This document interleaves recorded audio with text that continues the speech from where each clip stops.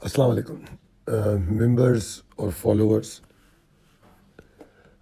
ویسے تو میں اسکرپٹ کال پہ کام کر رہا ہوں. ہم نے پچھلے مارچ میں بہت کم اسکرپٹ کال دی ہیں کیونکہ اسٹریٹجی ہماری بالکل تبدیل تھی جنگ شروع ہونے کے بعد، اور مارچ کا پورا مہینہ جنگ چلتی رہی ہے. آج 22 مارچ ہے تو 22واں دن ہے جنگ کا، یا 23واں دن. میں نے یہی بولا کہ ہم اسٹریٹجی یہی رکھیں گے، شارپ ڈپس پہ کچھ ایکیومولیٹ کریں گے، اور ہائپر ایکٹیویٹی جب مارکیٹ میں ہوگی تو اس میں سے کچھ آف لوڈ بھی کر دیں گے. لیکویڈیٹی کو مینٹین رکھیں گے اور بڑھاتے رہیں گے. ہم نے کوئی نئی انویسٹمنٹ نہیں کرنی، ہم نے بیک فٹ پہ کام کرنا ہے. پورٹ فولیو آپ نے دیکھا ہوگا جنوری کے آغاز سے نہیں دیا، 2026 کے آغاز سے نہیں دیا. اس کے بعد ابھی پورٹ فولیو دینے کی کوشش کی تو جنگ چھڑ گئی. جنگ سے پہلے میرے خیال میں 2-3 اسٹاک دیے ہوں گے، اور پھر جنگ چھڑنے کے بعد ہم نے کچھ 4-6 اسٹاک یا 8 اسٹاک اور آپ کو ڈسکس کیا. تو جو بائنگ رینجز تھیں وہ بہت ساری جنگ کے بعد صورتحال تبدیل ہو گئی. اور میں سمجھتا ہوں کہ ظاہر بات ہے جنگ ایک ایسا مسئلہ ہے کہ نہ اس کے بارے میں کتنی گراوٹ ہوگی یا کتنی انٹینسٹی پہ جا کے جنگ ہوگی، یہ میں اور آپ اس کا فیصلہ نہیں کر سکتے، شاید لڑنے والے بھی نہیں کر سکتے. مگر میں تو اگر بات کروں تو جنوری سے مختلف میرے رائٹ اپس یہ رہے ہیں کہ مارکیٹ سے پروفٹ ٹیکنگ کرنی چاہیے. اور یہی وجہ تھی کہ 2026 کے آغاز سے بار بار بتایا کہ مارکیٹ انویسٹنگ کی نہیں، ٹریڈنگ کی ہے. ابھی جو میں یہ بات کر رہا ہوں ساری میں کیوں کر رہا ہوں، یہ آپ کو میں کیوں بھیج رہا ہوں، کیونکہ میں نے بتایا میں اسکرپٹ کال پہ جب کام کر رہا تھا تو مجھے بہت سارے مسائل نظر آئے. جیسے میں بہت سے اسٹاک میں نے دیکھے جو بالکل کاپی پیسٹ کر رہے ہیں انڈیکس اسٹرکچر کو. جیسے اگر میں مثال کے طور پہ بات کروں تو ہم ایف ایف ایل کی بات کر لیں، تو ایف ایف ایل کو جب میں دیکھ رہا ہوں وہ بالکل کاپی پیسٹ کر رہا ہے. اس طرح اور بھی بہت سے اسٹاک ہیں، ایک نہیں بہت سارے اسٹاک ہیں جو انڈیکس میں کو آپ کو میں ویڈیو میں دکھا رہا تھا کہ ایک دائرہ اتار چڑھاؤ جو ہے اس کے اندر گھوم رہا ہے. اسی طرح وہ اسٹاک بھی ایسے ہی ہیں. اور میں بات دیکھیے، میری اسکرپٹ کال میں عام طور پہ ویک فنڈامنٹل اسٹاک تو ہوتے ہی نہیں. ہم ڈیلی ٹریڈ میں ایسے اسٹاک کا بھی شیئر کرتے ہیں، ورنہ تو ہم بات ہی فنڈامنٹلی اسٹرانگ اسٹاکس کی کرتے ہیں جو سلیکٹیو یا پورٹ فولیو اسٹاک میں ہوتے ہیں. تو اس وقت جو ان کی صورتحال ہے میں اس پر بات کر رہا ہوں. میں اسپیکولیٹو ڈیلی ٹریڈ کے اسٹاک کا تو تذکرہ ہی نہیں کر رہا آپ سے، ٹھیک ہے. جو کرنٹ سچویشن ہے اس میں ہم کو بڑی باریک بینی سے سوچنا ہوگا کہ کون سے اسٹاک کو فائدہ پہنچ سکتا ہے، اور میں اس حوالے سے آپ کو اپڈیٹ بھی کروں گا انشاءاللہ تعالی. مگر بہرحال فی الوقت جو موجودہ ڈیولپمنٹس ہیں اس کے حوالے سے ایک پی ایس ایکس انویسٹر کے لیے مجھے ایک الرٹ نظر آ رہا ہے جس کو میں آپ سے ڈسکس کرنا چاہ رہا ہوں.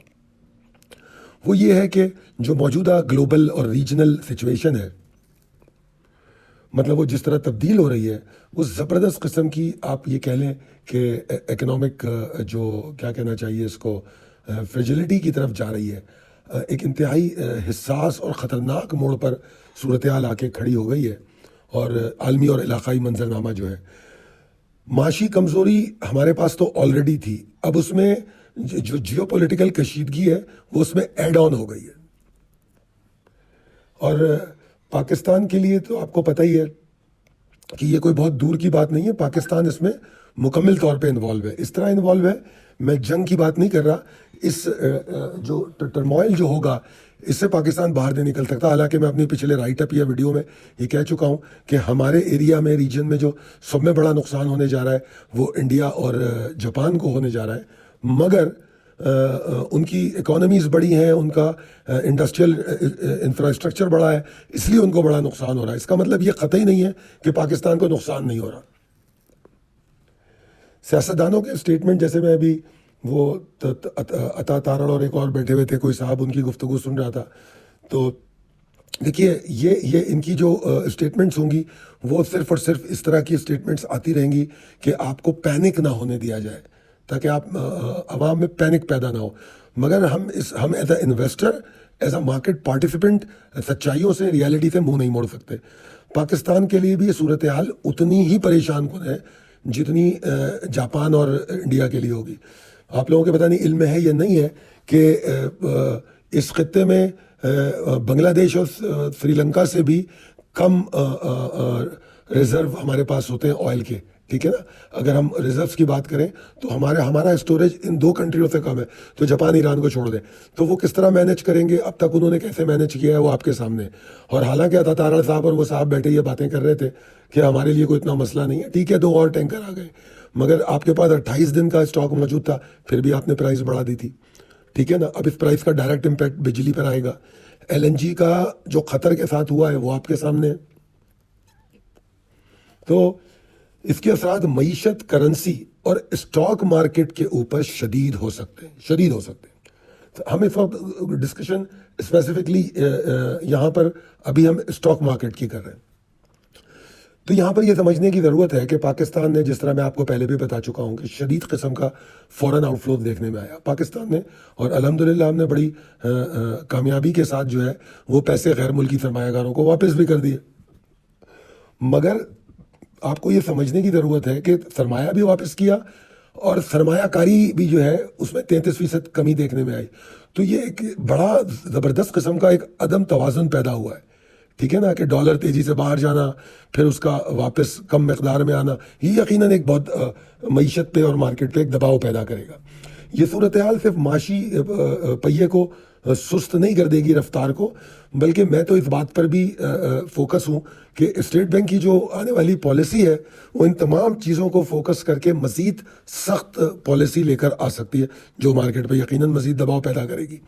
اور جو صورتحال, اگر تھوڑی دیر کے لیے ہم پازیٹیولی یہ سوچ لیں کہ اللہ کرے کہ یہ جنگ کل ختم ہو جائے, رک جائے, بالکل ختم ہو جائے. اگر یہ جنگ بالکل ختم ہو گئی کل, جو کہ نہیں ہو رہی, تب بھی ہمیں اس کا جو کیا بولتے ہیں اس کو آفٹر میتھ ہے, جو کانسیکوینسز ہیں, وہ تو ہمیں معیشت پہ دیکھنے کو ملیں گے, پھر بھی ملیں گے.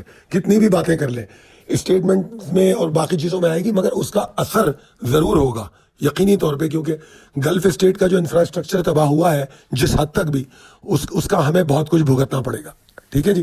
تو لہٰذا پہلے تو ایک بات یہ سمجھ لیجیے. اب آ جائیں ریالٹی پہ, تو ریالٹی میں ابھی جنگ رکی نہیں ہے. ٹھیک ہے, پاکستان میں بے روزگاری موجود ہے.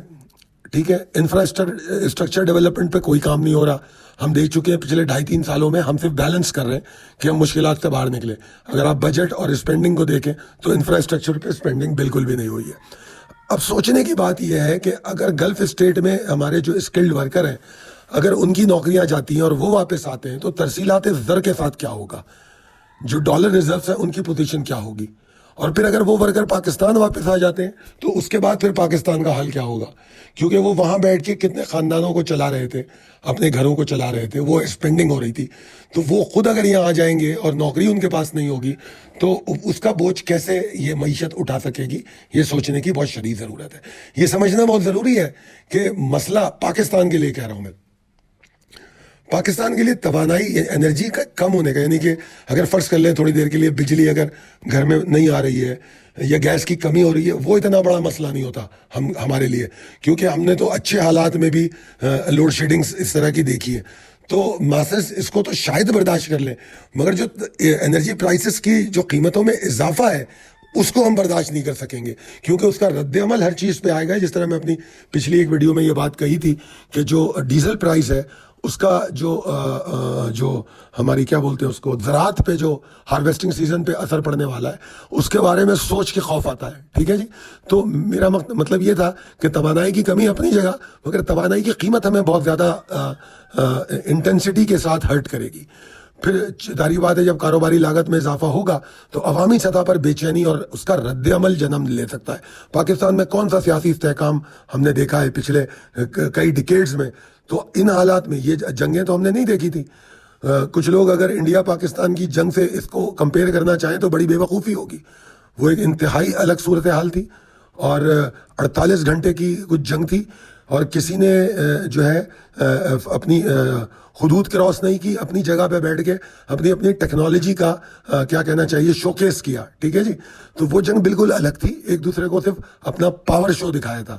یہاں پر کچھ اور ہو رہا ہے, ایک دوسرے کا انفراسٹرکچر تباہ ہو رہا ہے, اور جنگ کا جو دورانیہ ہے وہ بہت بڑا ہے. آج 23واں دن ہے, تو یہ سوچنے کی ضرورت ہے. ایسے حالات میں حکومت کے بیانات پہ ایک ایز اے انویسٹر بلیو کرنا بے وقوفی ہوگی. ریالٹی کو سمجھنا پڑے گا, کیونکہ حکومت جو فیصلے کرے گی وہ بھی غلط نہیں ہوں گے انشاءاللہ. وہ ترقی تو بیچاری کر نہیں سکتی, وہ تو اچھے حالات میں نہیں کرتی, تو ابھی کیا کرے گی؟ مگر وہ جو بھی فیصلے کرے گی وہ بقا کے لیے کرے گی, معیشت کے لیے اور ملک کی بقا کے لیے. تو ظاہری بات ہے اس کا دباؤ ادارے اور گورنمنٹ تو نہیں لیتی, ان کے ایکسپنسز میں تو کمی نہیں آئے گی, تو اس کا پورا پریشر ہم پہ ہی آنا ہے. جب ہم پہ آئے گا تو ہماری انویسٹمنٹ بند ہو جائے گی, رک جائے گی. یہ تمام چیزیں ہم کو سوچنی ہے. مارکیٹ کے تناظر میں اگر میں دیکھوں, مطلب میں اگر ٹیکنیکلی جو میں نے ویڈیو دی تھی آپ کو, اس میں میں نے کہیں ایک جملہ بھی لکھا ہے کہ اگر میں ٹیکنیکلی مارکیٹ کو دیکھوں تو مارکیٹ ایبزارب کرتی نظر آ رہی ہے. اور میں نے یہ بھی کہا کہ اگر میں ٹیکنیکلی سچویشن دیکھوں تو شارٹ ٹرم رجحان تو یہ لگتا ہے کہ مگر میں نے ساتھ وہاں یہ بات کہی ہے کہ اگر ہم عید کی چھٹیوں میں جنگ میں کوئی بہتری دیکھیں, پریشر کم ہوتا دیکھیں. اور سیدھی بات یہ ہے کہ میری ذاتی امید یہ تھی کہ یہ جو گیپ آ رہا ہے, عید کی جو چھٹیاں آ رہی ہیں, عید کی چھٹیوں کو صرف مسلمان ہی نہیں غیر مسلم بھی سمجھتے ہیں کہ یہ ہمارا بہت اہم ٹائم ہے. تو اس میں شاید کوئی نیگوسیشن ایسے ہو جائے جس سے حالات میں کوئی بہتری آئی, جو کہ اب تک نہیں ہوئی. آج عید کا دوسرا اور کہیں تیسرا دن ہے, تو ایسی کوئی چیز نہیں ہوئی, بلکہ آج کی ڈیولپمنٹ نے مجھے ہلا کے رکھ دیا ہے. جو تازہ صورتحال ہے اس نے مجھے یقین کیجیے آپ بہت پریشان کر دیا ہے. تو میں نے جو وہاں یہ بات کہی تھی کہ اسٹرکچر جو ہے تھوڑا سا ایبزارب کرتا نظر آ رہا ہے, وہ اب کہاں سے ایبزارب کر پائے گا جو موجودہ ریسنٹ ڈیولپمنٹ ہے. تو اب اور بہرحال یہ تو میں اس وقت بھی ویڈیو میں بھی میں نے یہ بات کہی ہے کہ کسی طور پہ بھی بلش کم بیک سمجھنا بے وقوفی ہوگی. یہاں تک تو میں نے بات کی اسٹاک مارکیٹ کی اور اس حوالے سے. اب میں جو بات کرنے جا رہا ہوں وہ کیوں میں اتنا پریشان ہوں, یہ صورتحال کیوں اتنی تشویشناک ہے, میں اس موضوع پہ بات کرنے جا رہا ہوں. جناب سب میں پہلے تو ہمیں یہ سمجھنا چاہیے کہ اگر ہم ہسٹری کو تھوڑا سا پڑھیں تو تاریخ ہمیں یہ سکھاتی ہے کہ جب جو فیصلہ ساز ہیں, جو لیڈرز ہیں, وہ شدید دباؤ میں آتے ہیں اور مایوسی کا شکار ہوتے ہیں تو ایسی صورت میں وہ غلط فیصلے کرتے ہیں. اور بدنصیبی یہ ہے کہ اس وقت جو میں اسٹیٹمنٹس دیکھ رہا ہوں لیڈرشپ کی, جو لوگ جنگ لڑ رہے ہیں اس لیڈرشپ کی, اور جو جنگ سے متاثر ہو رہے ہیں ان لیڈرز کی, تو مجھے اس کے اندر بہت ہی مایوسی, دباؤ نظر آ رہا ہے. اگر میں مثال دوں تو یو ایس پریزیڈنٹ کے جو بیانات ہیں وہ مکمل طور پہ ان کا فرسٹریشن, بلڈ پریشر اور پتہ نہیں کیا کیا چیزیں اس میں مجھے نظر آ رہی ہیں. ٹھیک ہے, پھر اگر میں اسرائیلی پوائنٹ آف ویو دیکھوں تو اس میں بھی مجھے ایسا نظر آ رہا ہے. پھر ابھی جو یہ کون لوگ ہیں, یہ یورپین یونین جو ہے, انہوں نے جو اپنا اجلاس کیا ہے اس میں بھی انہوں نے اپنے موقف سے عجیب کنفیوز نظر آ رہے ہیں. ایک طرف انہوں نے امریکہ کو منع کیا کہ یہ ہماری جنگ نہیں ہے, ہم نہیں کریں گے, مگر وہ اتنے شدید پریشان ہیں انرجی کرائسس کی وجہ سے. دوسری طرف جو رشیا مزے لے رہا ہے کہ وہ ان کو سمجھ نہیں آ رہا, وہ کہہ رہے ہیں نہیں ہم اس میں انرجی کرائسس کی وجہ سے ہمیں شاید کودنا پڑ جائے. تو ہر کوئی جو ہے مایوسی اور دباؤ میں غلط فیصلے کرنے کی کوشش کرتا ہوا مجھے نظر آ رہا ہے.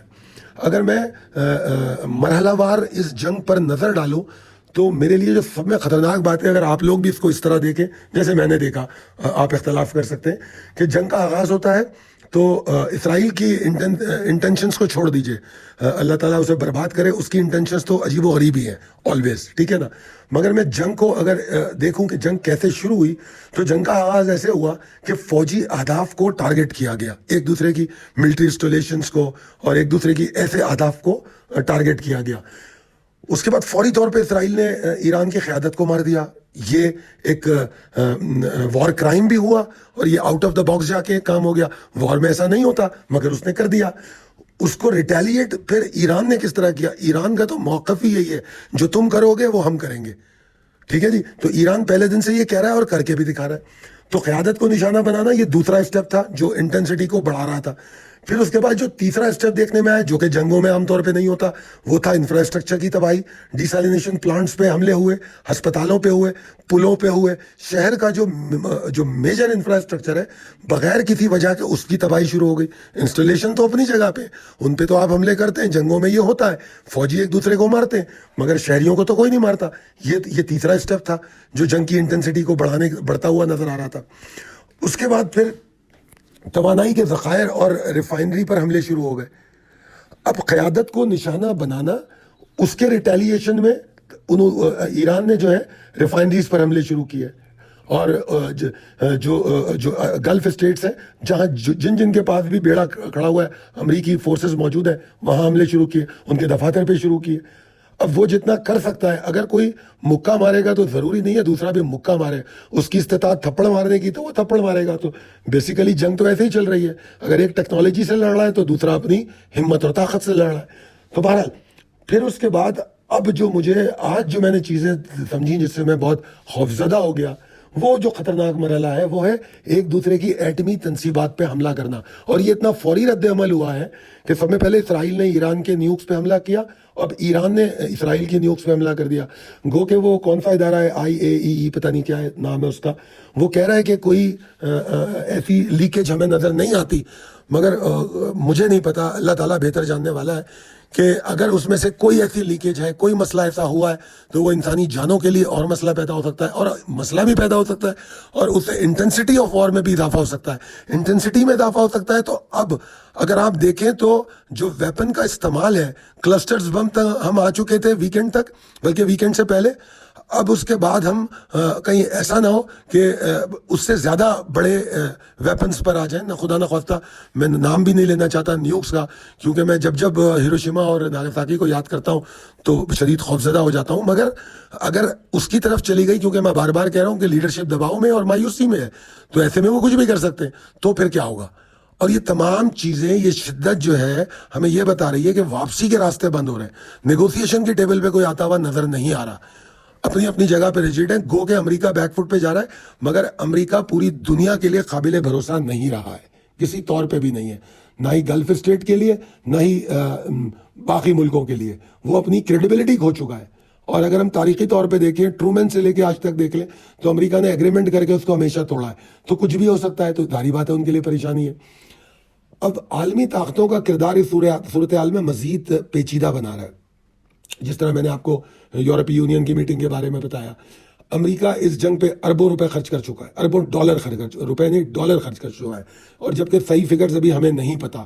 امریکہ کے 16 طیارے گر چکے ہیں، اور جو ان کی جانی نقصان ہے وہ الگ ہوا ہے، ٹھیک ہے. اور اسرائیل کا جو نقصان ہے اس میں بھی امریکہ کے پیسے ہیں. تو حالانکہ امریکہ کی یہ براہ راست جنگ نہیں بھی ہے، اس کے باوجود معاشی نقصان اس کو بہت شدید ہو چکا ہے. تو وہ معاشی نقصان کو پورا کرنے کے لیے وہ کچھ بھی کر سکتا ہے، کچھ بھی کر سکتا ہے. روس خاموشی سے اس مہنگائی کا فائدہ اٹھا رہا ہے، کیونکہ وہ مہنگی انرجی بیچنا شروع کر دیا ہے. اور نہیں معلوم اس کے جو 30-40 سال پرانے معاہدے یورپ کے ساتھ ہیں انرجی کے، وہ توڑ دے اس کو، مجھے نہیں پتا وہ توڑ دے. اور کیونکہ سینکشنز بھی ہیں اس پہ، اور وہ توڑ کے اگر نئے ریٹ پہ معاہدے کر لے تو یورپی یونین کو بھی برباد ہو جائے گی، وہ بھی ڈیسپریٹ ہو جائے گی، دباؤ اور مایوسی کا شکار مکمل ابھی بھی ہے، مزید ہو جائے گی. اگر یوکرین کی جنگ اس وقت نہیں ہوتی تو پتہ نہیں پھر کیا ہوتا. یہ ایک سوچنے کی بات ہے. چین اس صورتحال میں ایک خاموش تماشائی ہے، مگر اس کی اپنی ایک اسٹریٹجک پوزیشن ہے اور وہ قائم رکھے ہوئے. اس کی جو ٹارگٹس ہیں وہ تھوڑے سے ڈیفرنٹ ہیں. اس کے زیادہ ٹارگٹ معاشی ہیں، مگر ایسا نہیں ہے کہ اس کی اسٹریٹجک پوزیشن دنیا میں کہیں نہیں ہے. آپ صرف گوگل پہ جائیے اور روس کی پریزنس پوری دنیا کے پانیوں میں آپ دیکھ سکتے ہیں کہ اس کے بحری بیڑے کہاں کہاں موجود ہیں پوری دنیا میں. تو وہ پوری دنیا میں بہت آرام سے موجود ہے. تو بہرحال آگے چلتے ہیں. اب اس موقع پہ جو اسٹریٹ آف ہرموز ہے، ابنائے ہرمس، اس میں کشیدگی جو ہے وہ تیل کی قیمتوں میں اضافہ، عالمی مہنگائی اس سے نہیں بڑھے گی، بلکہ معیشتیں نہ صرف کمزور ہوں گی، وہ ان کے اندر انتشاری کیفیت پیدا ہو جائے گی. اور میں آپ کو یہ بھی بتا دوں کہ تیل کی قیمت جو کہ اس وقت ہم اس کو اگر $100 پہ اسیس کرتے ہیں، تو آج کی جو ڈیولپمنٹ مجھے نظر آ رہی ہے تو مجھے بہت آسانی سے $125 کروڈ آئل جاتا ہوا نظر آ رہا ہے. اور جو ایرانی یا پتہ نہیں کسی اکانومسٹ نے، کئی اکانومسٹ نے $200 تک کی بھی بات کی ہے، تو وہ پھر عین ممکن ہو سکتا ہے، ناممکن بالکل بھی نہیں ہے. اور تاریخی طور پہ میں آپ لوگوں کو یاد دلا دوں کہ اس وقت تو ہم بہت بڑی جنگ میں ہیں، مگر کروڈ آئل بغیر جنگ کے ایک کیا ہائی لگا چکا ہے، جا کے اس کے چارٹ پہ دیکھ لیجئے. تو جنگ کی صورت میں ایسا ہو سکتا ہے یا نہیں ہو سکتا ہے، اس کے بارے میں کوئی خیاس آرائی کی ضرورت ہی نہیں پڑے گی آپ کو. اب حالیہ پیش رفت ظاہر کیا کر رہی ہے؟ جس طرح میں نے بتایا آپ کو، امریکی پالیسیاں بیان میں جو تضاد ہے وہ غیر یقینی صورتحال کو پیدا کر رہا ہے. خلیجی ممالک کو اپنی سیکیورٹی کی پرابلم شروع ہو گئی. آپ کو پتہ نہیں معلوم ہے کہ نہیں کہ ایران نے ان حالات میں 4000 کلومیٹر سفر کرنے والا ویپن ٹرائی کر لیا ہے. امیجن تو کیجئے آپ ذرا کہ کہاں تو ایک طرف کہا جا رہا ہے کہ اس کے پورے ویپن ختم ہو چکے ہیں اور اس نے 4000 کلومیٹر والا ویپن ٹرائی کر لیا ہے اور اس نے یو کے کو کھلی دھمکی دے دی ہے. ایران نے یو کے کو کھلی دھمکی دی ہے اور باقیوں کو بھی صاف کہہ دیا یورپ کو کہ بھائی. اور مجھے تو ایسا لگتا ہے کہ یہ جو ویپن اس نے چلایا ہے یہی بتانے کے لیے چلایا کہ اس کی رینج اب کہاں تک ہے. دوسری طرف ابھی میں نے گروپ پہ شیئر بھی کیا تھا کہ پوتین کا جو بیان ہے وہ بھی آ چکا ہے کہ وہ ایران کی مکمل حمایت کی بات کر رہا ہے. اور میں اپنی ایک ویڈیو میں یا ایک رائٹ اپ میں یہ بات کہہ چکا ہوں کہ میں ڈرتا ہوں اس وقت سے جب رشیا کلیئرلی یہ بات کہے کہ اوکے میں اس وار میں ہوں. تو یہ مجھے پہلا سگنل رشیا کا نظر آ رہا ہے کہ جس طرح ولاڈیمیر پوٹین نے کہا کہ میں ایران کو مکمل سپورٹ کرتا ہوں ہر طریقے سے, اسٹیٹ آف ہرموز کے حوالے سے بھی وہ تو اس کو سپورٹ ہی کرتا ہے اس کی اکانومی کو. اور باقی یہ کہ مجھے یہ لگتا ہے کہ اس کی اور اس بات پہ بھی غصہ ہوگا وہ, کیونکہ یوکرین نے ایران کے خلاف یو ایس اسرائیل کو سپورٹ کیا ہے تو وہ بھی ایک ریزن ہوگا اس کا. Anyways I don't know. اور مجموعی طور پر اگر دیکھیں تو جنگ کے خدشات میں اضافہ ہی ہو رہا ہے, کمی کوئی نہیں آ رہی. اس کے بعد پھر سعودی عرب اور قطر کی اگر ہم بات کریں, باقی تو ملک بیچارے کچھ بولنے کے بھی قابل نہیں ہیں. یو اے ای تو منہ چھپاتا پھر رہا ہے, بھاگا دوڑا پھر رہا ہے کسی طریقے سے اس کو بچایا جائے کیونکہ اس کا پورا مستقبل داؤ پہ لگ چکا ہے. سعودی عرب اور قطر وہ ملک ہیں جو سب میں زیادہ LNG ایکسپورٹ بھی کرتے ہیں اور تیل کے معاملے میں بھی سب میں زیادہ جو معیشت کا نقصان ہو رہا ہے ان دو ملکوں کا. یہ دو بڑے ملک ہیں جن کا سب میں بڑا نقصان ہو رہا ہے. یہ دونوں دباؤ کا شکار ہے. مگر ڈیفنس کے نقطۂ نظر سے اور اپنے طور پہ جو طاقتور ملک جانے جاتے ہیں اس میں سعودی عرب اس خطے میں اپنے آپ کو بہت بڑا ملک اور سب میں بڑا ملک سمجھتا ہے. قطر معیشت میں تو بہت بڑا ہے مگر اس کا ٹوٹل انحصار یو ایس پہ تھا جو اس کو پتہ لگ گیا کہ اس انحصار کا کیا فائدہ ہوا. مگر سعودی عرب جو ہے وہ مطلب لڑنے پر آمدہ نظر آنے کی کوشش کر رہا ہے. لڑنے کی طاقت مجھے تو نظر نہیں آتی اس میں, مگر اس کا انحصار شاید پاکستان پر ہے. مگر پاکستان کی پالیسی ڈی ایسکیلیشن ہے ود دی نیگوسیشن. وہ قطعی طور پہ وار میں جانا نہیں چاہتا, وہ ڈی ایسکیلیشن کی بات کر رہے ہیں نیگوسیشن کے ساتھ. اور ہماری اپنی معاشی پوزیشن بھی کمزور ہے مگر اب کوئی مسئلہ نہیں ہے, پیسے کے لیے لڑا بھی جا سکتا ہے. مگر سوال یہ ہے کہ اگر سعودی عرب کے ساتھ وار پہ جایا بھی جائے تو اس کا نتیجہ کیا نکلے گا, یہ سوچنے کی ضرورت ہے. اگر باقی سارے ساتھ شامل نہیں ہوتے تو اس کا نتیجہ مزید تباہی میں نکلے گا, فائدہ کچھ نہیں ہونے والا. اگر گلف کے تمام اسٹیٹ اور ریجنل اسٹیٹ, مطلب میں امہ کی بات نہیں کر رہا, میں چائنا کی بھی بات کر رہا ہوں, میں رشیا کی بھی بات کر رہا ہوں اور رشین پرانے اسٹیٹس کی بھی بات کر رہا ہوں, ٹرکی اور اس ریجن کی بھی بات کر رہا ہوں. اگر یہ تمام مل کے جنگ میں جائیں تو شاید کوئی فائدہ مل سکتا ہے کہ بیک فٹ پہ دھکیلا جا سکے. اگر سعودی عرب کے بولنے پہ پاکستان جنگ میں چلا گیا تو سعودی عرب کی بھی بربادی ہے اور پاکستان کی بھی بربادی ہے.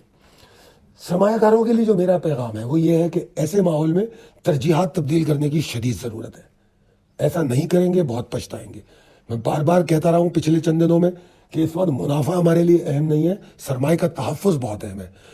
ریٹرن آن انویسٹمنٹ کے بارے میں مت سوچو, بھول جاؤ اس کو. یہ سوچو کہ جو ہاتھ میں ہے اس کو محفوظ کیا کیسے جائے.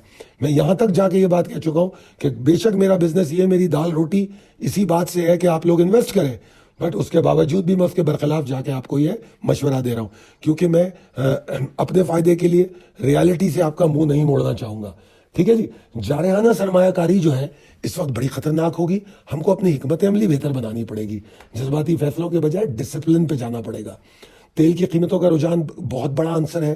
اگر ہم یہ نہیں سمجھیں گے تو میں یہ سمجھتا ہوں کہ اگر یہ مزید بڑھے گا تو نہ صرف عالمی بلکہ ہماری معیشت شدید دباؤ کا شکار ہوگی.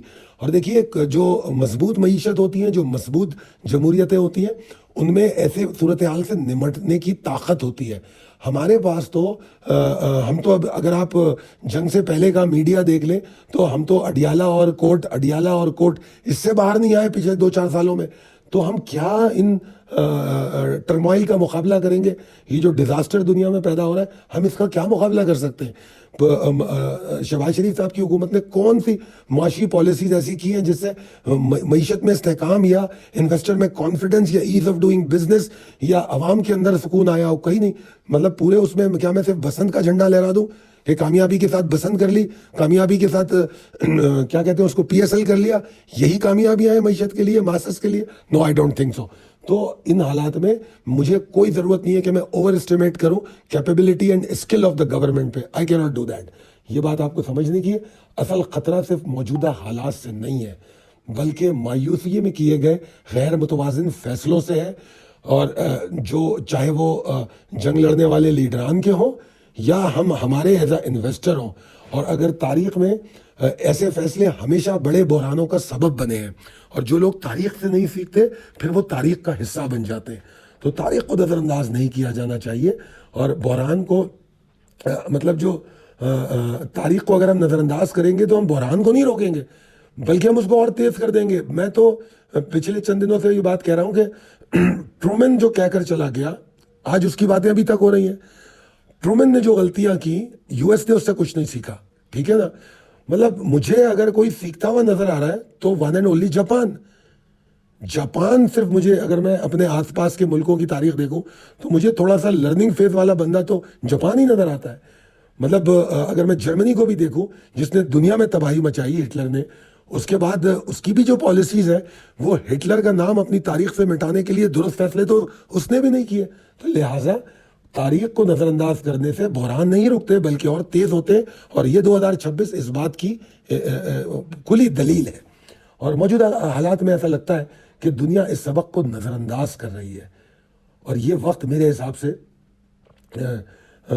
جو اسٹاک مارکیٹ میں یا ایسے حالات میں مواقعوں کے پیچھے بھاگنے کا نہیں ہے. اپنے سرمایہ کے تحفظ، صبر اور واضح حکمت عملی کے ساتھ پوزیشنز لینے کا ہے. فرق نہیں پڑتا کہ اگر آپ اسٹاک مارکیٹ میں کام نہ کریں، فرق نہیں پڑتا آپ کون سی جگہ پہ انویسٹمنٹ کر رہے ہیں، فرق اس بات سے پڑتا ہے کہ آپ رائٹ جگہ پہ انویسٹمنٹ کر رہے ہیں، صحیح جگہ پہ انویسٹمنٹ کر رہے ہیں. تو بہرحال جناب، میں جو بھی اسٹاکس ہیں وہ بھیجوں گا ضرور آپ کو، مگر میرے لیے ضروری تھا کہ میں جو خوف اور جو پریشانی مجھے نظر آ رہی ہے اس حوالے سے میں آپ کے ساتھ شیئر ضرور کروں. بہت شکریہ. اللہ حافظ.